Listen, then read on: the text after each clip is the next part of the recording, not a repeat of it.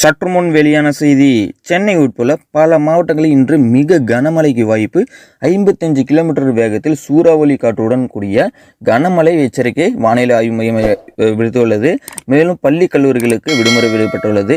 இந்த செய்தியை முழுமையாக இந்த வீடியோவில் பார்க்க போகிறோம். ஸ்கிப் பண்ணாமல் முழுசாக பாருங்கள். மேலும் கனமழை எச்சரிக்கை மற்றும் முக்கிய செய்திகளுக்கு நம்மளோட சேனலை சப்ஸ்கிரைப் பண்ணி வச்சுங்க. கூடவே இருக்கிற பெல் ஐக்கனை கிளிக் பண்ணி வச்சுங்க.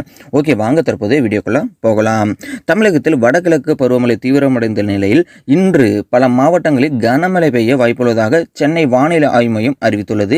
இது குறித்து வானிலை ஆய்வு மையம் என்ன சொல்லியிருக்காங்க அப்படின்னு பார்த்தீங்கன்னா, தெற்கு வங்கக்கடலின் மத்திய பகுதிகளில் காற்றழுத்த தாழ்வு பகுதி நிலவுகிறது.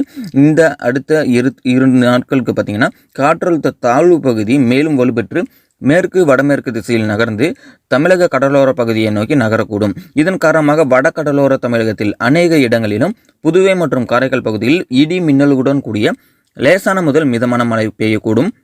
இன்று டிசம்பர் 18ஆம் தேதியை பொறுத்தளவுக்கு சென்னை, செங்கல்பட்டு, திருவள்ளூர், காஞ்சிபுரம் மாவட்டங்களில் ஓரிரு இடங்களிலும் கனம் முதல் மிக கனமழையும், விழுப்புரம், கடலூர் மாவட்டங்களில் ஓரிரு இடங்களில் மற்றும் புதுவையில் கனமழையும் பெய்யலாம் என தெரிவிக்கப்பட்டுள்ளது.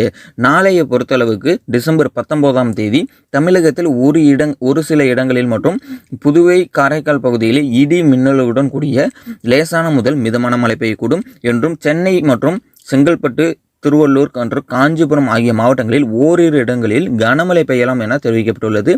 வட தமிழக கடலோர பகுதியில் புதுவை மற்றும் காரைக்கால் பகுதிகளில் மணிக்கு 45 கிலோமீட்டர் வேகத்தில் காற்று வீசக்கூடும். சென்னையை பொறுத்தவரைக்கும் சென்னை மற்றும் புறநகர் பகுதியில் அடுத்த 24 மணி நேரத்திற்கு வானம் பொதுவாக மேகமூட்டத்துடன் காணப்படும். நகரின் ஒரு சில பகுதிகள் இடி மின்னலுடன் கூடிய மிதமான கனமழை பெய்யக்கூடும். தமிழக கடலோர பகுதியில் மன்னார் வளைகுடா மற்றும் அதனை ஒட்டிய குமரிக்கடல் பகுதியில் சூறாவளி காற்று மணிக்கு 55 கிலோமீட்டர் வேகத்திலும் வீசக்கூடும் என இந்த பகுதிகளுக்கு மீனவர்கள் மீன்பிடிக்க செல்ல வேண்டாம் என எச்சரிக்கை விடப்பட்டுள்ளனர். நன்றி, வணக்கம்.